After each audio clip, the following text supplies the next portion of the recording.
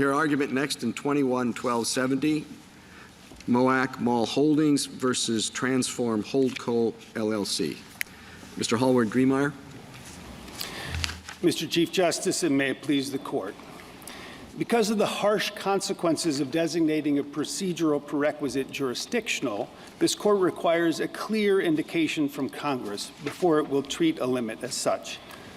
Nothing in the text, structure, or context of Section 363M suggests, much less clearly reflects, that Congress intended the absence of a stay to deprive the appellate courts of jurisdiction. To the contrary, the text explicitly presupposes the exercise of appellate jurisdiction, including to reverse or modify a sale order. The provision merely limits the remedial consequences of such a ruling, and then only if there was no stay. Transform's few appellate decisions concerning an earlier rule of bankruptcy procedure do not provide a clear indication of jurisdictional character. None of the cases Transform cites are from this Court, and none actually designated the rule jurisdictional. Because the requirement of a stay is not jurisdictional, it was subject to waiver, forfeiture, and estoppel, each of which applies here.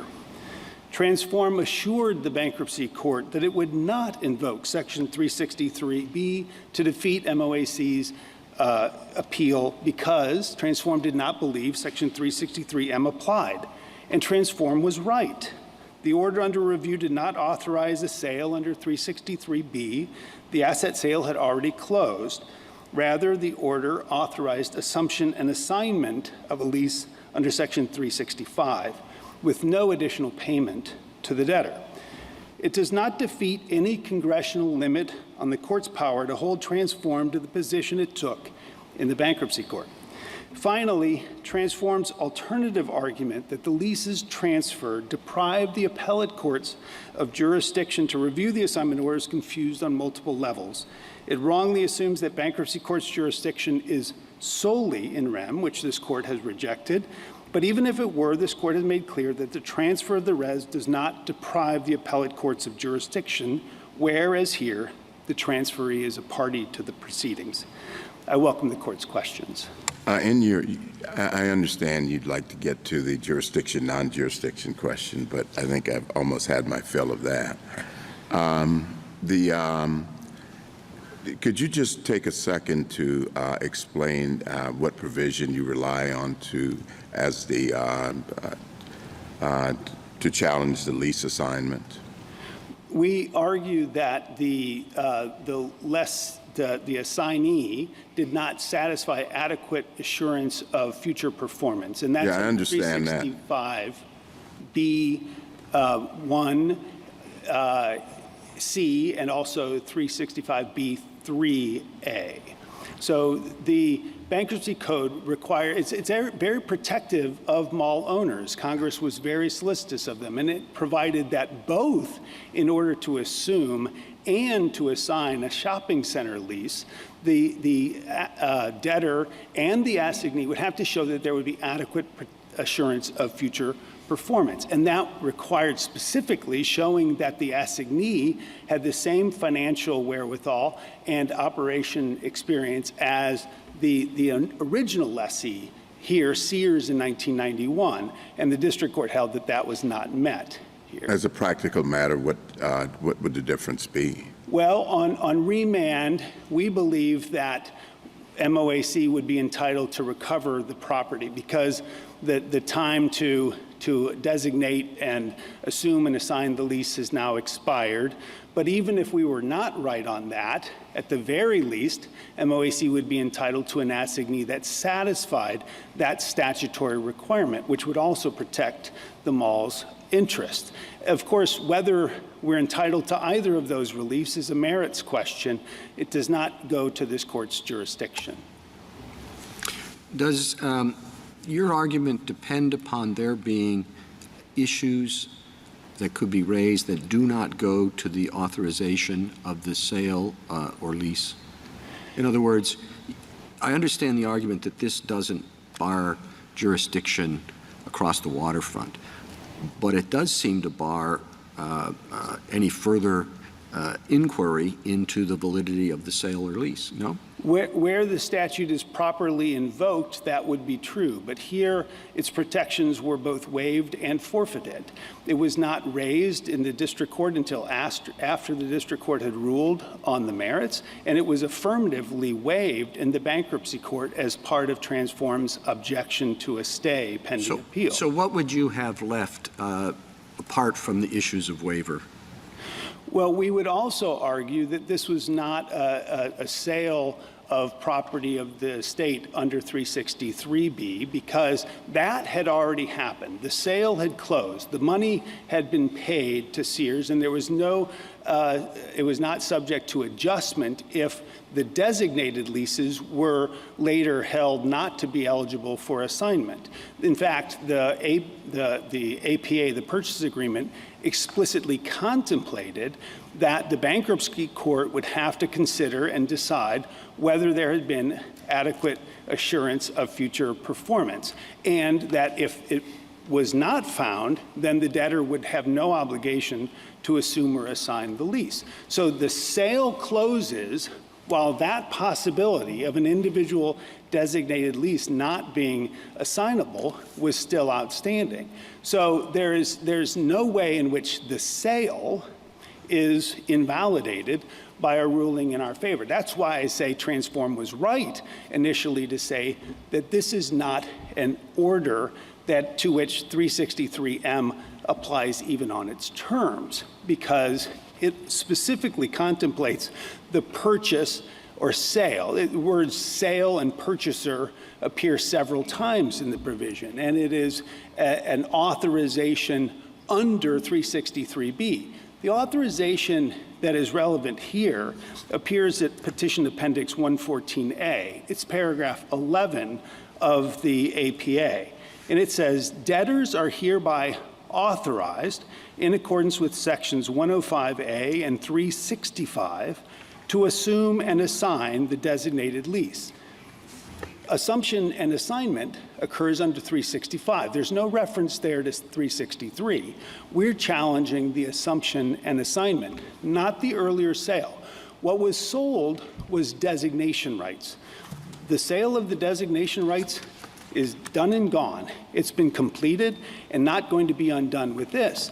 But the sale of the designation rights contemplated that a designated lease might never be successfully assigned because the assignee could not satisfy their statutory requirement of adequate protection. And that's what happened here.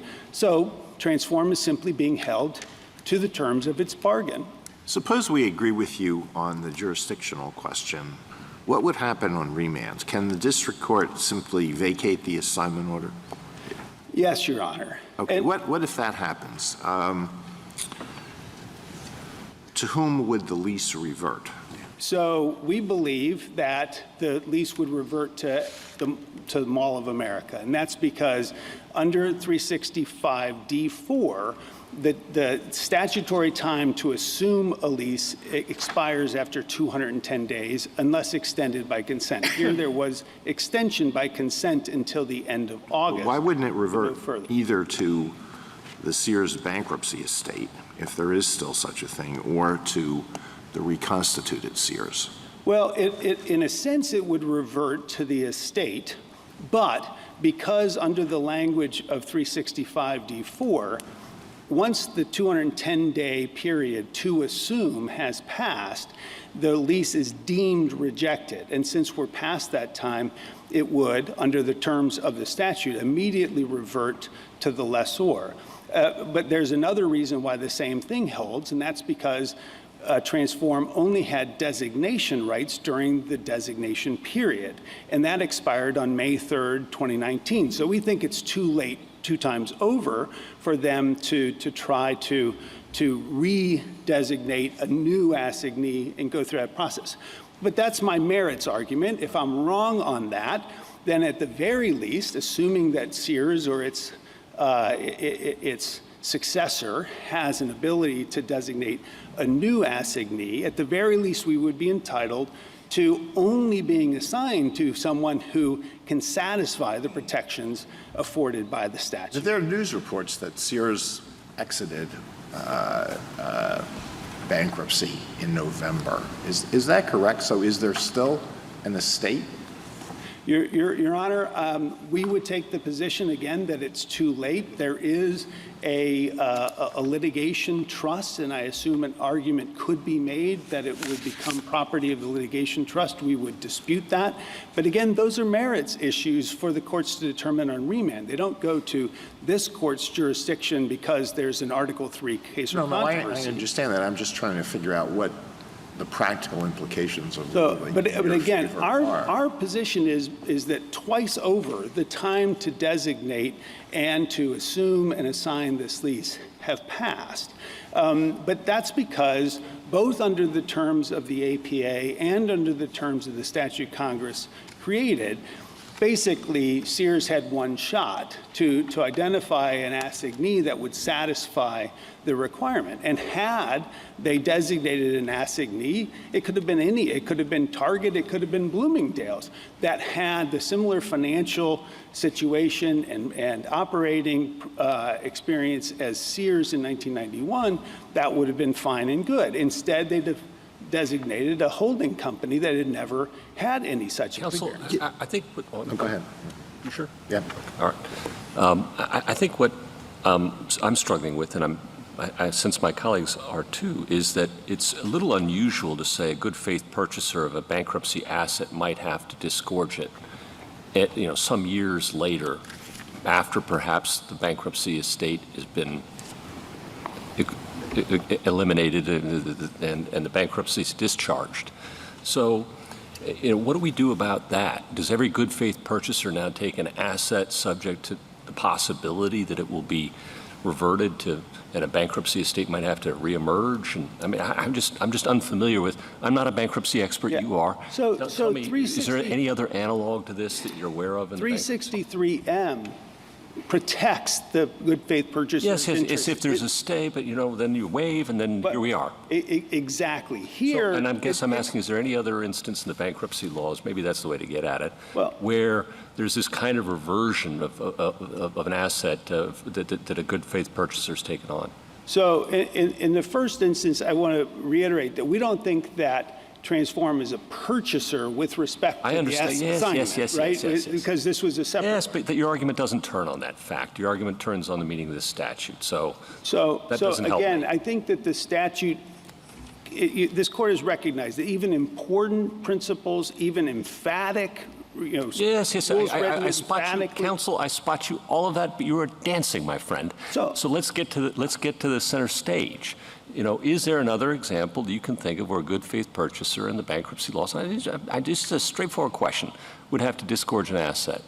I think absent its, in a sense, agreement to do so, as it has here, by waiving the protections of the statute, I don't think that's. Well, the good faith purchaser is not the one who waives it or not. Here it is. I understand here it is, yes. But that's not always going to be true. No, and in fact, that's the cases that we cite in the reply brief on page 18 make that distinction. They hold that where the transferee is outside of the proceedings and not subject to the court's jurisdiction order, that it can't be ordered back. But they say where the transferee is a party to the proceeding, where the order can in effect be undone through an order to the parties to the proceeding, then there is jurisdiction to give that relief. So you would be okay with a rule that says it's not jurisdictional, but in no circumstances may a court order a good faith purchaser outside of the bankruptcy proceedings to revert an asset? Well, that issue is not presented in this case, and I would urge the court not to reach out to decide it because I don't think it's been briefed in this case. The principles of what are called equitable mootness have been legion, and I know that there have been a number of petitions about that to the court. This is about statutory mootness. It was a statutory protection that was waived by Transform specifically twice in the bankruptcy court. And the bankruptcy court ended its comment about that, and this is at page 7A of the brief in opposition appendix, saying they're not going to rely on 363M. Mr. Chesley just reiterated that for a second time. If that were an inaccurate characterization of Transform's position, and indeed they had twice disavowed 363M already at that time, it was incumbent upon Transform to clarify. The district court recognized that if ever there was a case for judicial estoppel, this is it. But we don't need to rely on either of these two doctrines because we also have forfeiture. Transform went through the entire merits litigation in the district court without asserting that 363M had any application to the court's jurisdiction to hear this decision. Jurisdiction in the statutory sense, jurisdiction in the Article 3 sense, said nothing about that until after it had lost. And that's precisely the unfair, harsh consequences of misdesignating a rule jurisdictional. Here, there is no indication that Congress intended that effect. And I would give the example, Your Honor, Justice Gorsuch, you asked about the good faith purchaser. But Transform's argument is so broad that it would mean that there's no authority to recover the property even from a bad faith purchaser, one who did not purchase in good faith. They say the only remedy is Section 549. But Section 549 here's a 2-year period of repose. It's also the debtor's cause of action and subject to waiver. They assert that Sears has already waived any claim under 549, and of course the 2-year period. Counsel, I hear all of that, okay? I guess my concern, and I'm just, put aside this case, I know it's really hard, okay? I'll put my cards on the table. I have a hard time saying this is jurisdictional, okay? But I just can't think that there are many circumstances in the bankruptcy laws, if there are any, where good faith purchasers might have to relinquish an asset. Okay, forget about bad faith purchasers. Forget about those. And so we're going to be scrambling to come up with some sort of rule to deal with that fact, okay? And I just want to know where on earth that will come from. And you haven't seemed to give me much help so far. Again, it's a merits question. I got that. I really do. I would point the court to both this court's decision in Republic Bank of Miami, which is not a bankruptcy case, granted, but where the court seemed to understand that because the United States was a party before it and had indeed brought the action, then a court order to undo the transfer would be honored by the United States. I mean, there were complications because the United States needs an appropriations, but the court found it. Chafin v. Chafin, which is referred to in the law professor's amicus brief, is another one to the same effect. There, the court characterized it as simply asking for the routine relief on appeal that the decision of the district court be reversed and its order undone. There, the question involved a child's custody. The child had, during the litigation, because there was no stay pending appeal, been removed to Scotland. Thank you. Following up on Chafin, if I'm remembering correctly, the court went on a little bit about how narrow the issues that would be available in the proceeding would be. Well, the court actually does not resolve the question. They said that on remand there was a question whether the agreement, the international convention would itself provide for an order of re-return or if principles of equity would allow. And I think what the cases that we're citing on page 18 of the reply reflect is that the bankruptcy court is a court of equity. A party like Transform comes to the court, asks for an order. It's subject to the court's personal jurisdiction because that was a term of the APA, consented to the personal jurisdiction of the bankruptcy court, that if the court undoes it, then Transform will have to honor that order. At the moment, there are two pieces of paper. There's a lease that was given to Sears, and there's a second piece of paper that says, pursuant to authority under Section 365 of the Bankruptcy Court Code, the Sears lease has been assigned to Transform.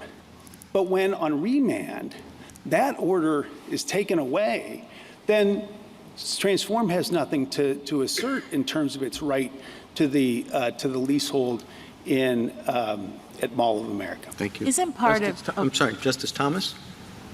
Oh, I'm sorry, we're not there yet. Oh, Yeah, we are. are. Yeah. Justice Thomas. Justice Alito. I thought we were. Justice Sotomayor. Justice Kagan. Can I ask you to make an assumption you don't want to make, but would you assume, sort of along the lines that Justice Gorsuch was saying, that in fact at this late date the court is not going to be able to undo the assignment?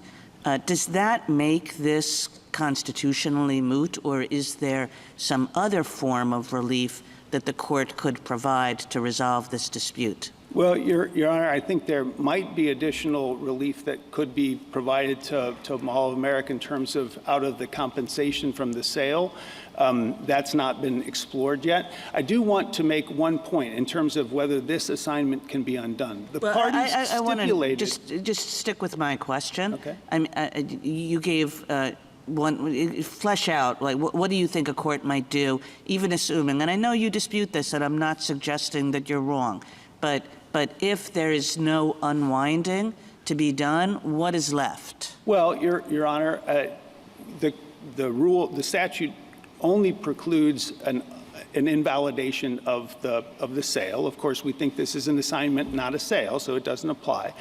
But if that is unavailable, then the court has to consider whether there can be any other relief. Here, we think other relief might be, for example, further protection to ensure us that that Transform actually does comply with all of its requirements, or perhaps money out of the estate to compensate Mall of America for what it has lost.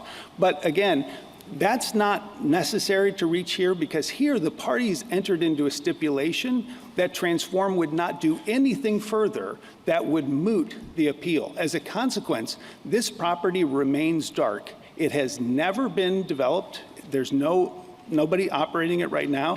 So if ever there's a situation in which an assignment of a lease could be undone, it's this one, because the parties agreed to a stipulated. Justice Gorsuch, Ms. Kavanaugh, Justice Barrett, Justice Jackson. I just wanted to ask whether, partly in response to Justice Gorsuch's question, is it your view that the statute itself, M, assuming that it applies, does contemplate circumstances in which you might have to unravel it because it only talks about the validity of a sale that has been made in good faith? Yes, Your Honor. It explicitly contemplates that if the transfer was not made in good faith, then there would be an unwinding. So the Congress specifically contemplated an exercise of this jurisdiction, even that the sale would have to be unwound in certain circumstances. And Transform has waived whatever protection the statute might otherwise have afforded it. Thank you. Thank you, counsel.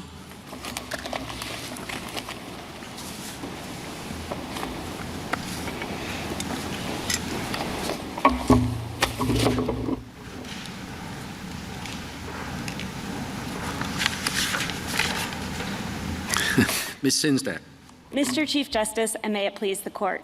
Section 363M is not jurisdictional because nothing in its text suggests that it is, and there is no other evidence that satisfies the clear statement rule described in Arbaugh. Respondent is incorrect in asserting that Section 363M is nonetheless jurisdictional because it reflects a long-standing limit on in rem jurisdiction. Among other things, this court's decision in Republic National Bank rejected the existence of the very limit on in rem jurisdiction that Respondent now asserts. Nor should Respondent prevail based on its new argument that Section 549 and 550 provide the exclusive means to unwind the disputed lease assignment. This new argument about whether Petitioner is entitled to relief under the bankruptcy statutes is not jurisdictional. And even if it were, there is no reason that this court would have to address it before the question of subject matter jurisdiction on which this court granted cert. I welcome the court's questions. I know there's a resistance to projecting what would happen when if this case goes back, but what do you think will happen? We are not taking a position on that. The United States does not And have... nobody is. Nobody is. Nobody is. It does not affect this court's subject matter jurisdiction to decide this question, so we do not need to.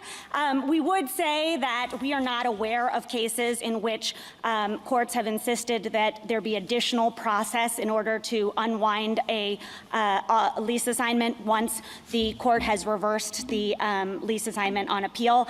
There aren't cases, as far as we can tell, either way. It is our sense that in general, this idea that there would need to be further process, it doesn't have a lot of precedent. We have looked, for example, at what happens when there's a good faith purchaser, and in the cases that we've found, there hasn't been additional process that the good faith purchaser has had to go through. At least looking at the bankruptcy court dockets, we haven't been able to see that. But we aren't taking a position on that because that wasn't a question on which this Counsel, court granted. I hear everything you say, okay? So take it as read, okay? But normally, I mean, my bankruptcy experience is limited, so and yours is much more, you have access to people with great more expertise, and so I'm really pleading for that, okay? Normally, I think of good faith purchasers, put aside bad faith purchasers, okay? As once they purchase an asset in bankruptcy, we're done. And it's all about finality and resolution and moving on and quickly resolving these cases. And that's really pretty essential to the greater purposes of the bankruptcy laws, certainty and allowing people an opportunity for a new start, okay? What happens to good faith purchasers in these circumstances who, through no fault of their own, but because of the monkey business of the parties, have major assets, potentially withdrawn from them years later? I mean, we're talking years later. That just seems to me contrary to what I know instinctively about the bankruptcy laws. Now, perhaps there's some other limitation that we can make up, or we can find. Yes, you're shaking your head to the right question and nodding it to the right question. Help me. What is it? Sure. So if the purchaser, the good faith purchaser, was not a party to the appeal, which we think is not the situation we have here. Gotcha.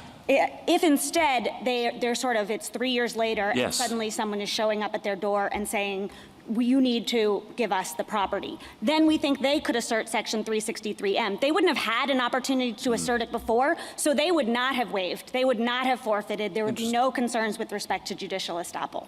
That's helpful. Thank you. If I could just address a few quick points about jurisdiction, because we do think this is a straightforward question, and we know that with respect to the court's precedents, but we think there are 3 issues where things can get a little bit confused in terms of what governs subject matter jurisdiction. And so the first one is a statutory restriction on relief does not normally govern subject matter jurisdiction. And I think that there can be some concern because of the redressability prong under Article 3, the Article 3 analysis, that relief should play into that. We think that Steel Co. squarely addresses this at page 96, where the court explained that a statutory restriction on relief, the question, it doesn't usually affect jurisdiction because the question under the redressability analysis is not whether a party is entitled to the relief that it's seeking, but rather whether if they are able to obtain that relief, it will truly redress their injury. Counsel, I'm sorry to interrupt you, but can you just make sure to address an issue that I think you didn't have a chance to address, which is the mootness question, sort of directly. What is the most straightforward reason this case remains live, given what has been argued on the other side? Okay, again, I just want to say at the threshold that we don't think the court has to deal with the new question because this is itself a question of subject matter jurisdiction. So we're not in a world where you have to worry about your weighing in on the merits. So we can pick either one. That's right. But I also want to say we do not think that the new question the new argument is actually jurisdictional. And that's because it's essentially an assertion about whether the petitioner is going to be able to get the relief it seeks on remand. And we do think that Chafin versus Chafin, the 2013 opinion that I believe Petitioner's counsel was referring to, that directly said that questions about whether a statutory scheme, or in that instance it was actually a statute and a convention, questions about whether that statutory scheme permit the relief that the appellant is seeking on remand, those questions go to the merits, not mootness, and it's very clear. So I think Chafin versus Chafin at page 174 is the direct answer to the mootness question, and that actually anticipated one of the three jurisdictional points I wanted to make. The last one is just about in rem jurisdiction, and I think there are points in Respondent's brief where it treats in rem jurisdiction as synonymous with subject matter jurisdiction, and we think that's not right, because in rem jurisdiction is really an alternative to in personam jurisdiction.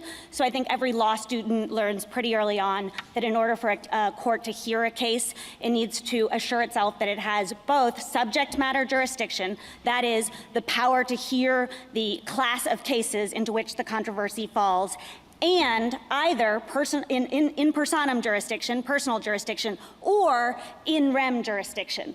And the reason that's important is that we know that limits on personal jurisdiction can be waived, and we think the same is true of limits on in rem jurisdiction, such that even if Respondent was correct that there is some principle of in rem jurisdiction that's floating around here, it just doesn't matter because it could be waived. And if the court has no further questions. No one? Okay, thank you. Rebuttal, Mr. Brunstad? Not quite yet for rebuttal, Your Honor. Yeah, it's a tough day. Sorry. Your opening points.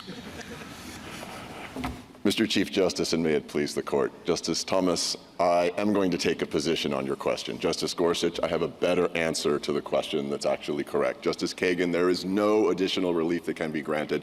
Justice Jackson, this case is moot. There is no case or controversy. But first, it's important to set forth the actual facts, because my friend got a few things wrong. In 1991, Sears and MOAC entered into a 100-year, freely assignable, essentially rent-free ground lease. Sears built the building, not MOAC.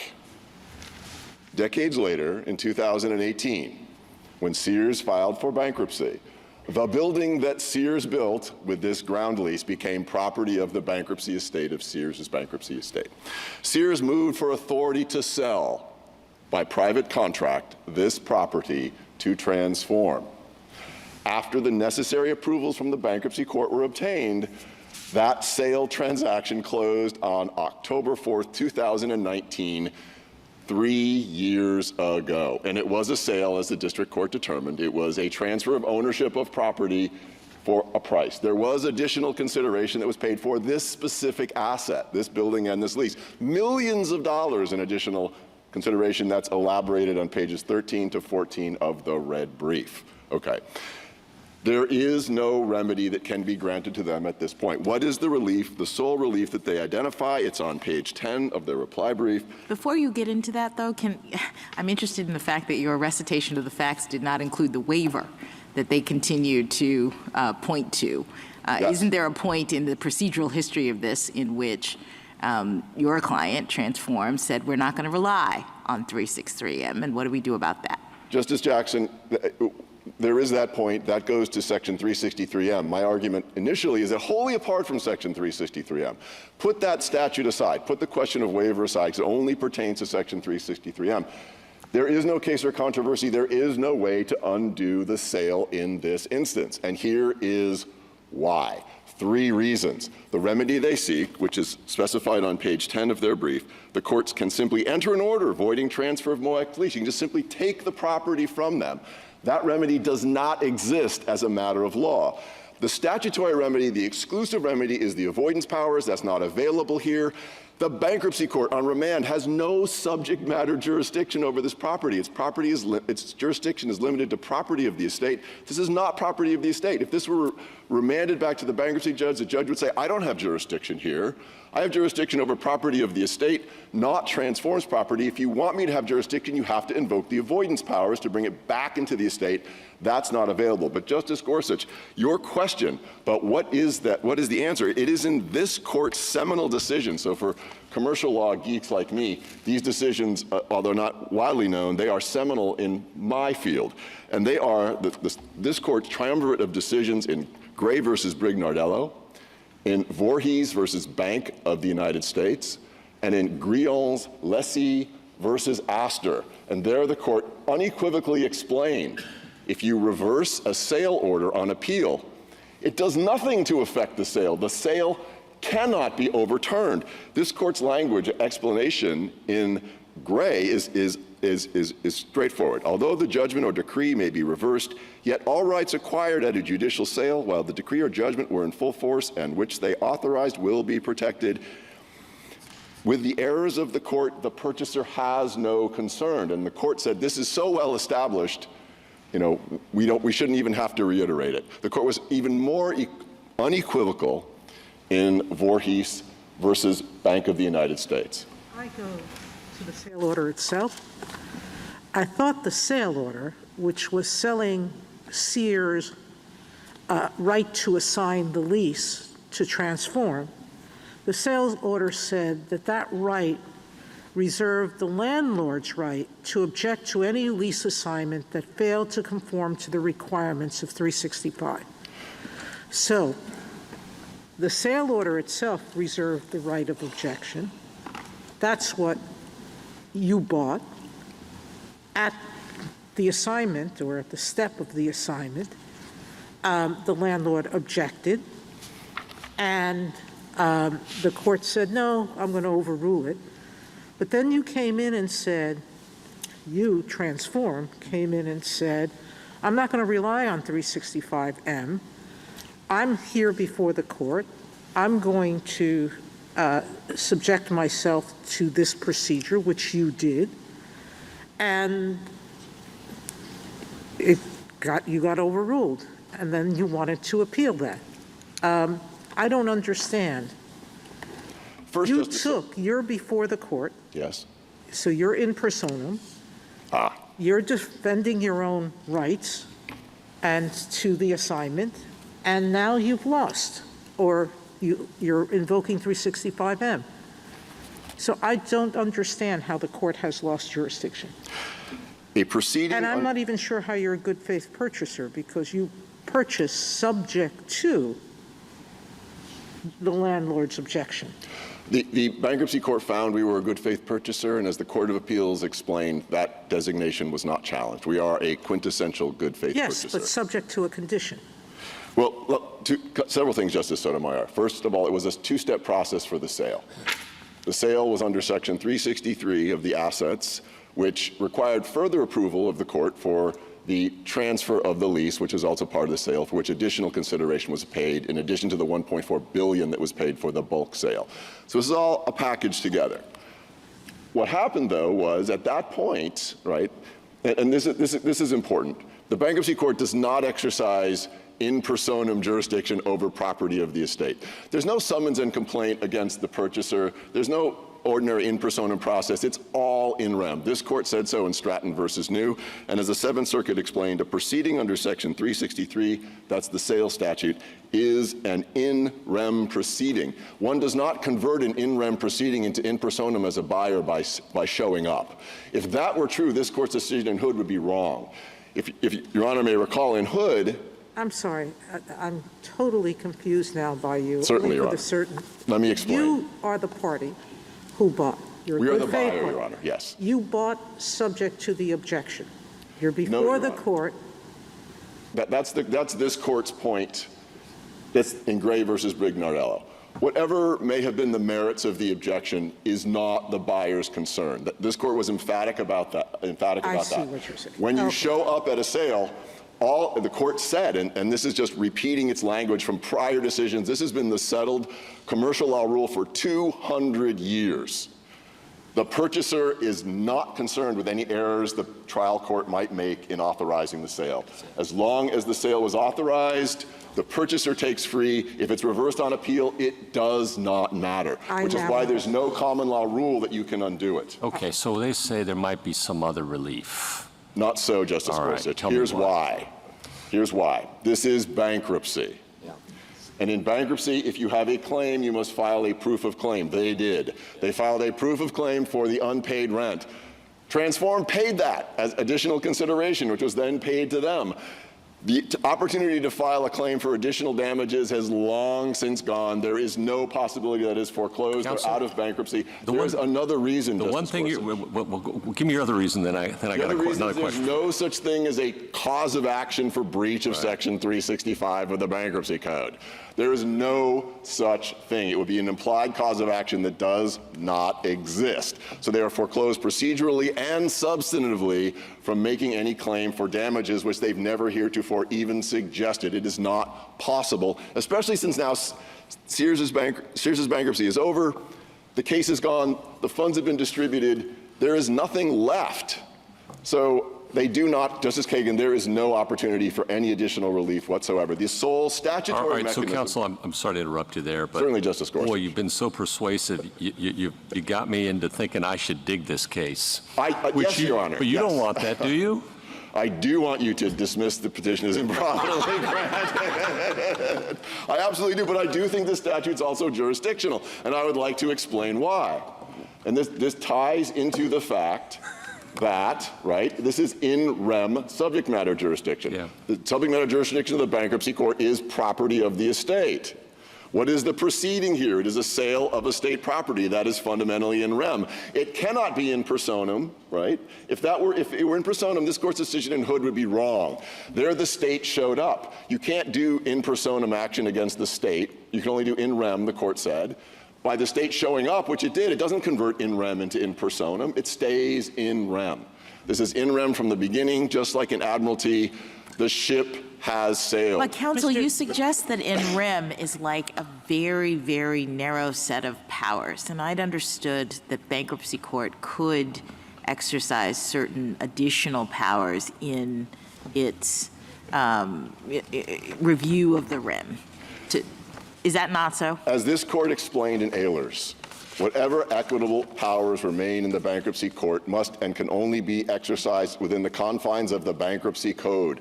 The bankruptcy code has a very specific remedy for upsetting these sales. It's called the avoidance powers. They essentially concede those are not available here. They apply not only to good faith purchasers, that's section 549 and section 550, but also bad faith purchasers.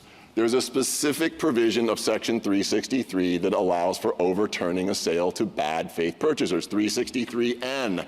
That remedial scheme would make no sense if there was also some vague general equitable power of the bankruptcy court to simply do an end run around the avoidance powers and simply bring property back into the estate. Mr. Brunside, I feel like you're taking us far afield of the question that we granted cert on. I mean, why does any of this matter? Why can't we just answer the jurisdictional question that we granted cert on and then send it away and you can make your arguments below? Justice Barrett, because there is no case or controversy. But we don't have to get into that, right? Yes, we've decided a jurisdictional question, you know, as counsel said, we can decide on either ground. No, Justice Barrett, here's why. In this court's decision in official English for Arizonans, the court said, we consider not only our ability to decide the question, but the lower court's ability to proceed. Here, if you were to reverse and send it back, what could the lower court do? Absolutely nothing. No, they can decide their own jurisdiction to decide jurisdiction. So we have a bunch of different jurisdictional questions. As Justice Barrett said, one, we took cert on, and there's split on it, and there's usefulness to our deciding that. And then as to anything else, send it back, and they can decide on their own jurisdiction with respect to the rest. No, You'll Justice make your Kagan. arguments there. Jurisdiction is not relief. There must be some tangible remedy that they must be able to get. They cannot. Wholly apart from Well, Section that's just 363. assuming the conclusion. I mean, that's exactly what we would be asking. You know, we would be saying there are a bunch of other issues in this case, and one of them is whether there's any possibility of relief remaining. And you guys, the lower courts, go decide that. But Justice Kagan, in the technology decision that Your Honor authored, at the very beginning of that decision, Your Honor said, well, is there a contractual breach remedy here? And you thought there was enough evidence that there was to then reach the question of whether Section 365 breach equals rescission. And Your Honor said it doesn't. They're similar here is similar to the one that Your Honor rejected in that decision. But the threshold question under case or controversy jurisprudence is there some sort of tangible relief, something they can get out of actually prevailing? And here the answer is no. The sole relief they want is to take away the property. And they also want a forfeiture. They've said so themselves. It just simply goes back to them. That's not permissible under bankruptcy law for a whole host of complicated reasons. But the fundamental threshold thing they want, they cannot get. This court's precedent establishes the Chafin case makes very clear that in terms of looking at what relief is available, they stretch it pretty far. I think, in analyzing it, maybe this will happen, and it's not inconceivable that this will happen. Not their words, but the type of relief they were talking about under the convention seemed to me to be sort of any possible argument you've got is enough to get it to the district court to at least consider its jurisdiction. But, Your Honor, on page 10, there's a reason why their statement of a remedy is citation-free. I'm sorry, page 10 of what? Page 10 of the yellow brief, Your Honor. Oh, okay. Where they actually articulate their remedy. They cite not a single case in support of the remedy they claim that they have. And the reason why is because all of this court's precedence is to the contrary. The cases that I articulated at the beginning are very clear. You cannot, when the order of a sale is reversed, you cannot disturb the sale. That is black letter benchmark commercial law and practice in this country for 2 centuries. If you want to get around it, you have to, in bankruptcy, use the statutory mechanism, which is the avoidance powers. As we explain in our brief, that is just not available. If it's that clear, you'll win below.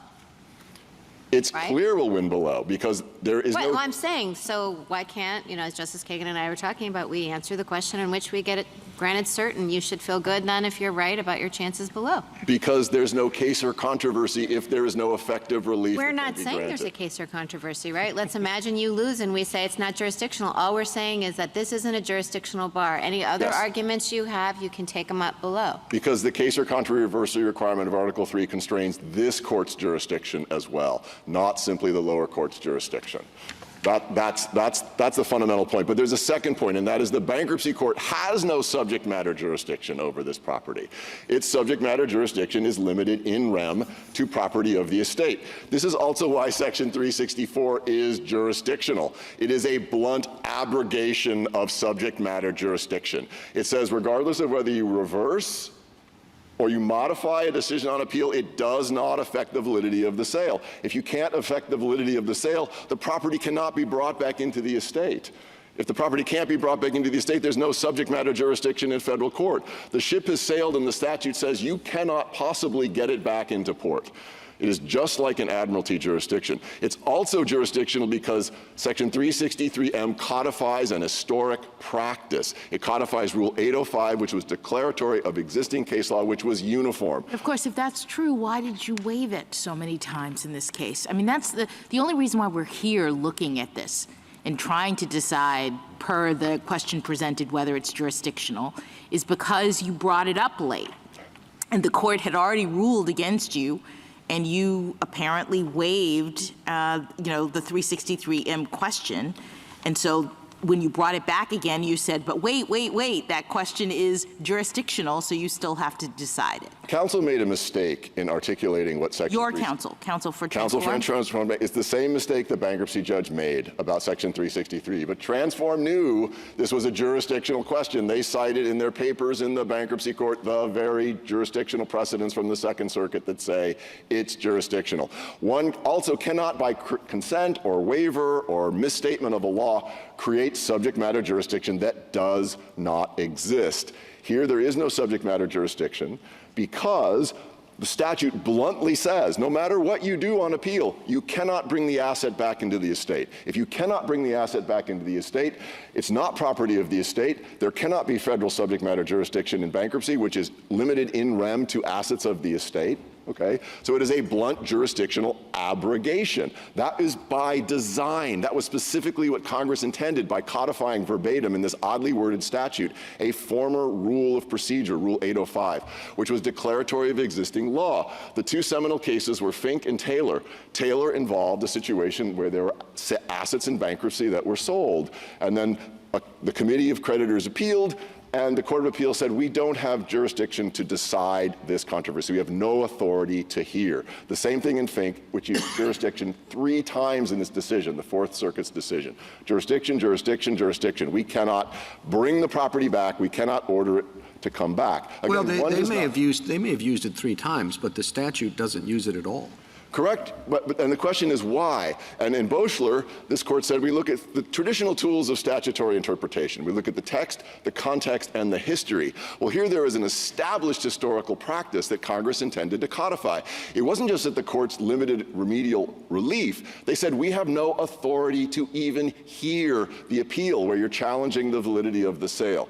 And authority to hear is subject matter jurisdictional. We can't even hear it. We're not going to even hear the merits. In case after case after case, the appellate courts dismiss these bankruptcy appeals over and over again without hearing the merits. That's the practice that Rule 805 captured. The courts construing Rule 805 interpreted it in exactly that way. Some of them involved parties that were before the court. The purchaser was there or not, it did not matter. What mattered was that the courts of appeals would not hear those appeals where the litigant was challenging the validity of the sale. Congress chose to codify that practice, but they did so in a specific context, and that is bankruptcy jurisdiction is fundamentally in rem. This court has said so since the early 1800s. It reiterated that in Katz, it reiterated that in Hood. It established that asset sales in bankruptcy are in rem, not in personam, in Stratton versus New. All the lower courts have said the same thing, and they have also concluded as follows.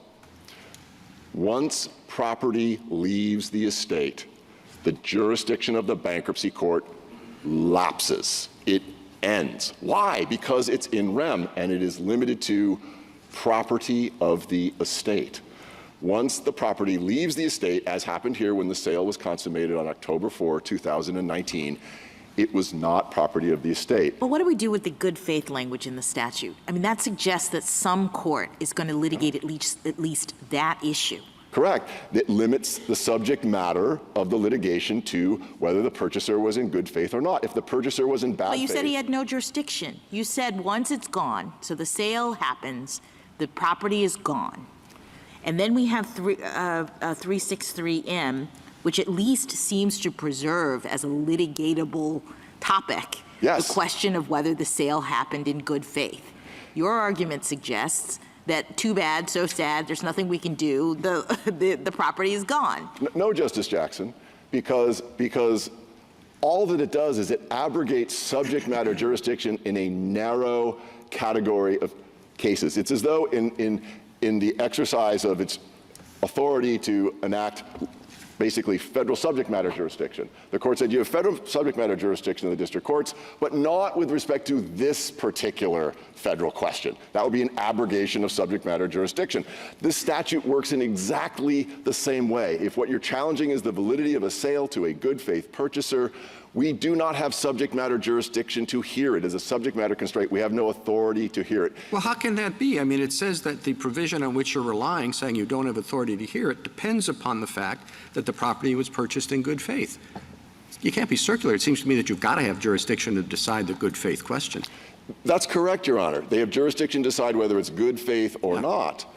But if it is to a good faith purchaser, as in this case, there's no subject matter authority to take the property away, to hear an appeal challenging. But the property left. I mean, in these hypotheticals, I mean, I think what Justice Jackson is saying and what the Chief is following up on is you told us before that once the property was gone, poof, jurisdiction went away. Correct. Property's gone, but somehow the court, by virtue of the statute, still has to decide this good faith question and has subject matter jurisdiction to do it. Yes, Justice Barrett, and there's a remedy. As this court explained in Katz, the avoidance powers are ancillary to the court's in rem jurisdiction. If, in fact, the sale were overturned because it was a bad faith purchaser, then there are ways, statutory means, of undoing the sale and bringing the property back into the estate so the court can exercise in rem jurisdiction over it. But the statutory scheme is holistic. Section 363M suspends all of that if it's to a good faith purchaser by bluntly stating nothing that you can do can bring the asset back. Overturning it, reversing it, modifying it does not affect the validity of the sale. The transfer of ownership must remain in the purchaser.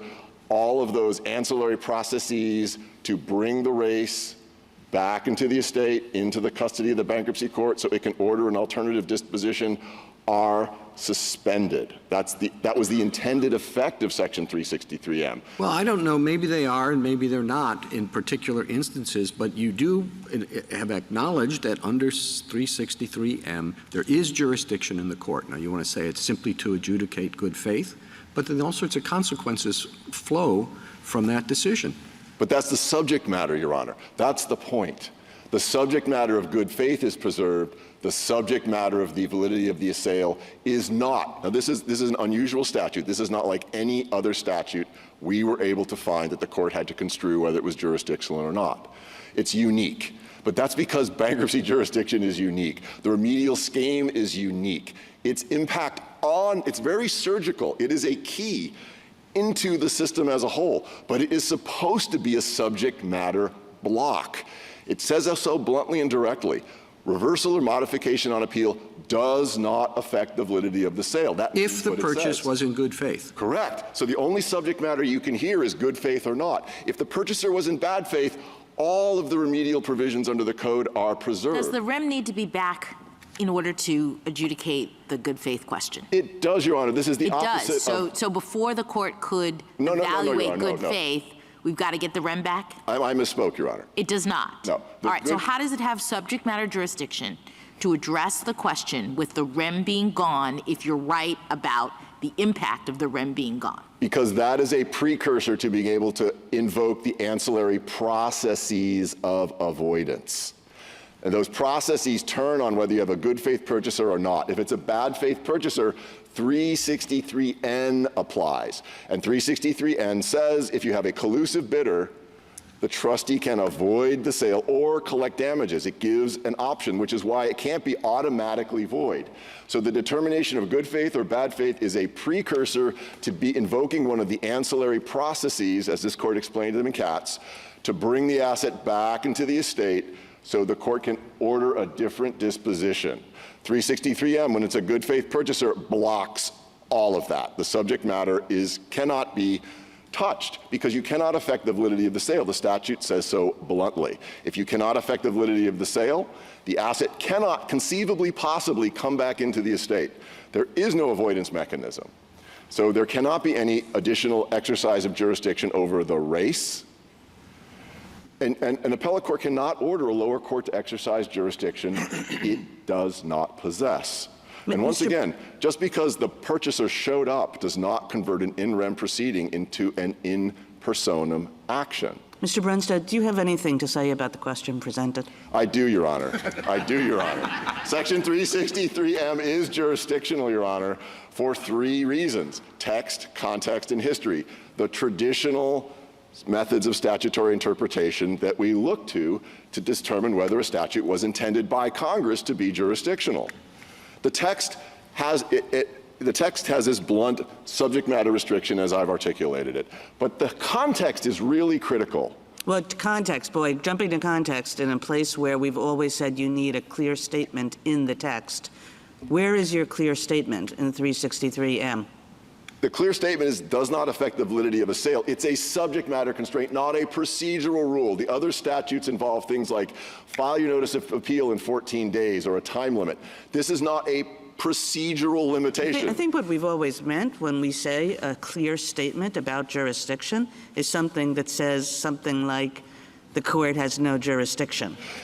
That would be wonderful if it were here. It's not. But the intent was exactly that. You cannot bring the ship back into port. The ship is sailing. And we've also looked at any kind of wiggle room into, through the door. If you've got jurisdiction for something, we don't think that statute is jurisdictional. I mean, you may pick and choose, and when you get into the court, you may be denied relief, you may be denied a big chunk of relief.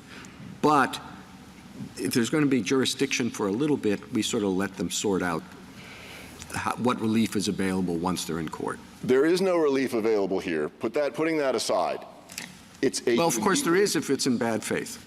But that was, they did not appeal that determination. That was a factual determination below. The Court of Appeals remarked they didn't raise that, they didn't timely raise that. That is a settled question of fact, not subject to being reopened.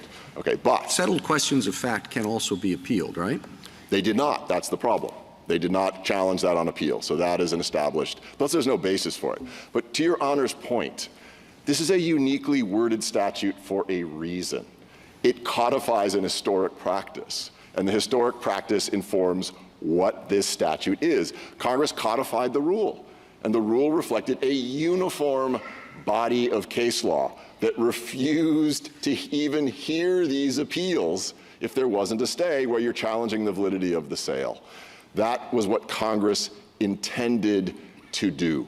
So I think it's important to sort of take a look at that. I understand the clear statement rule, but again, I would qualify that. That makes sense and is easily applied when you have a procedural requirement, is that jurisdictional or not? Again, here we have a uniquely worded statute with intended jurisdictional consequences. If you have a sale to a good faith... Let me see if I can put it in my own words. Yes, Justice. Just so I understand. Perhaps you can do a better job than I can. No. One thing I'm confident about is that I am deeply confused by this case. But I just want to make sure my confusion is at least what I think it is. How about that?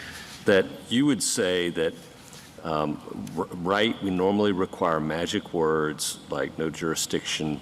Those are typically in personam actions. In an in rem world, yes. What saying no jurisdiction might look like would be you can't touch the property. Correct, Your Honor. And this statute says you can't touch the sale. Correct, Your Honor. And that is... All right. At least I understand the argument. Okay, thank you. So, can't touch the sale if it was made in good faith. Correct. And that's what we have here. There was a finding, but the question of whether it was made in good faith, who handles that, and is Congress intending for this court to address that or no?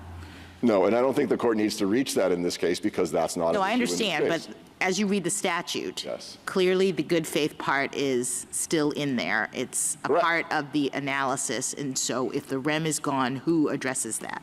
Had they appealed it, the district court would have addressed it in the first instance. They did not. They did not object to good faith in the bankruptcy court. They did not raise it on appeal. They did not argue it in their appellate briefs. They did not raise it in the Court of Appeals. They did not raise it anywhere. Okay, but had they addressed that determination, then that could have been addressed by the Court of Appeals. That's fine. But because somehow there's jurisdiction for that. Well, there's jurisdiction for that because the statute only abrogates subject matter jurisdiction if you've got a good faith purchaser. It goes to defining, it's like saying, suppose the federal question statute said you have federal subject matter jurisdiction over federal questions except for X. Well, you would have to determine as a factual matter, is this about X? If it's about X, we don't have jurisdiction. If it's not about X, we do. That's exactly the same thing that's going on here under Section 363M.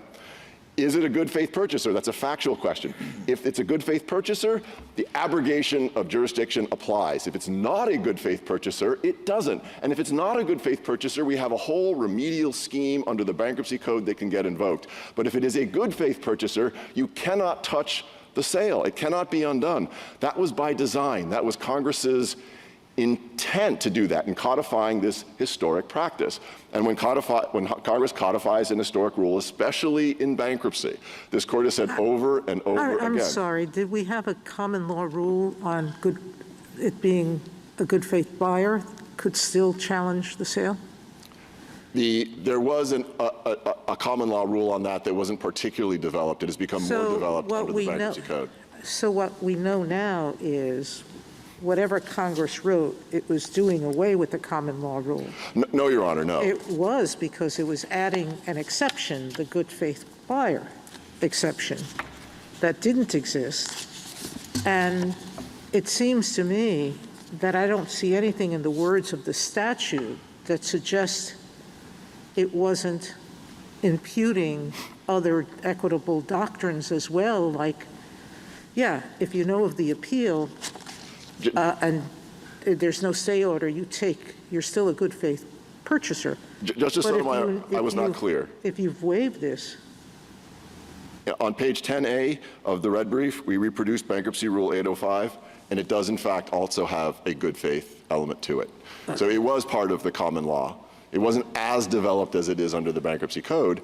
It was part of the rule that Congress codified. And as this court has said over and over again, when Congress codifies an historic practice in bankruptcy, we will not construe the code to intend to change unless Congress clearly intended to change. Here it's clear they intended to codify the practice, which again was uniform. The courts of appeals refused to hear these cases on the merits. I just have a practical question. Yes, Your Honor. At the end of a case, or assume a stay had been granted.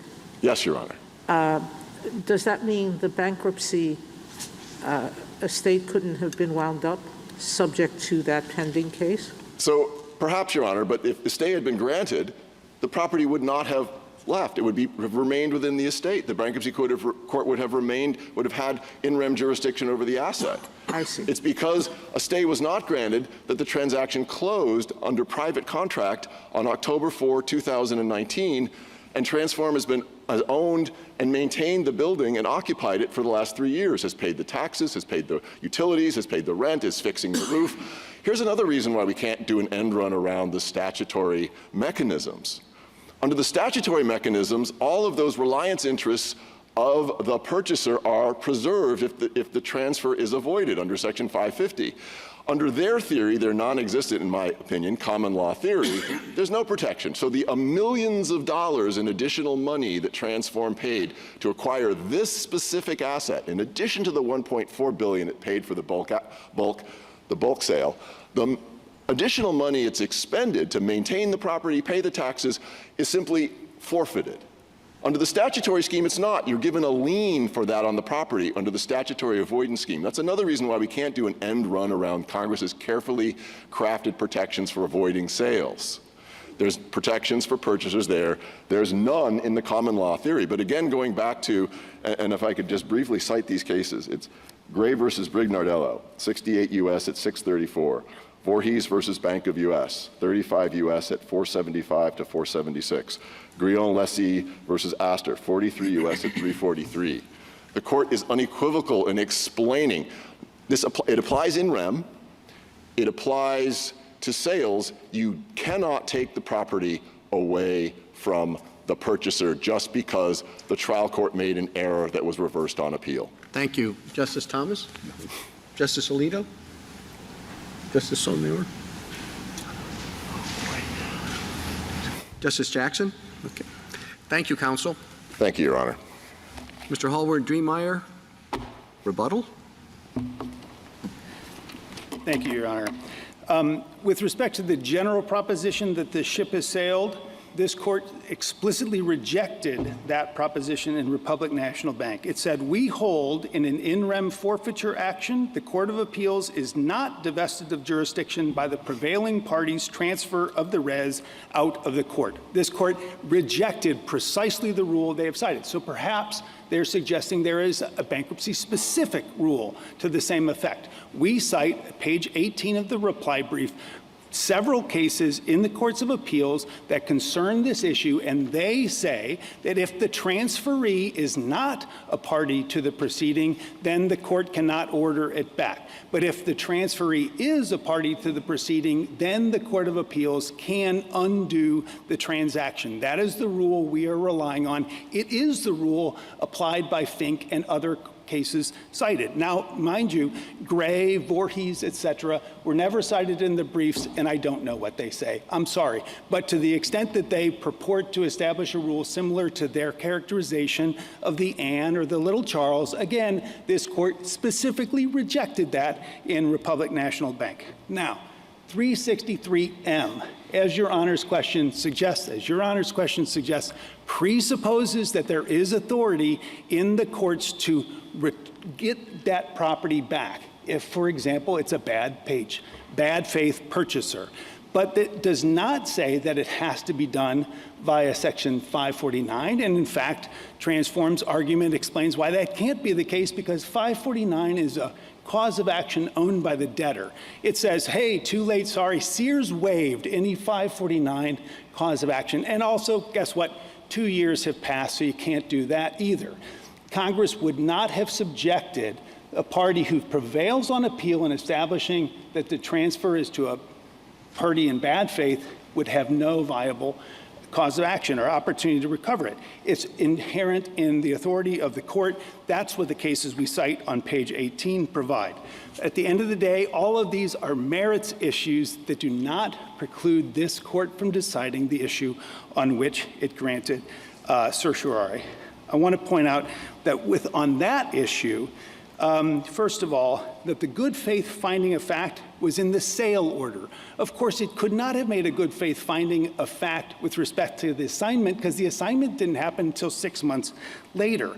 And MOAC is challenging their good faith. We challenged it in the form of making an argument of judicial estoppel, because they were the ones that were responsible for there being no stay, because they told the bankruptcy court multiple times that they would not invoke 363M. This bankruptcy court referred to that as its analysis of every one of the factors. And then finally, with respect to Rule 805, it predated Section 363M by 2 years. There was no established practice of the type they suggest, and of course, the cases we cite are to the contrary. Thank you, Your Honor. Thank you, counsel. The case is submitted.